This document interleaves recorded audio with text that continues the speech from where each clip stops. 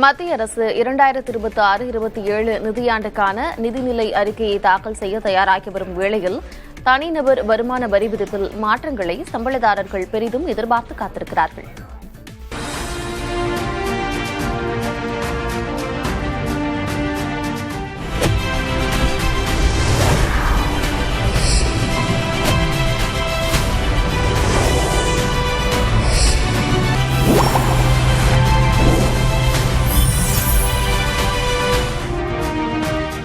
வாழ்க்கை செலவு அதிகரித்துள்ள நிலையில் புதிய வரிமுறையில் தற்போதுள்ள 75,000 ரூபாய் நிலையான கழிவுத் தொகையை 1 லட்சம் ரூபாய் முதல் 1.25 லட்சம் ரூபாய் வரை உயர்த்த கோரிக்கை எழுந்துள்ளது. கடந்த பட்ஜெட்டில் ஆண்டுக்கு 12 லட்சம் ரூபாய் வரை வருமானம் உள்ளவர்களுக்கு வரி விலக்கு அளிக்கப்பட்டது. இதை 15 லட்சம் ரூபாய் வரை உயர்த்த வேண்டும் என எதிர்பார்க்கின்றனர்.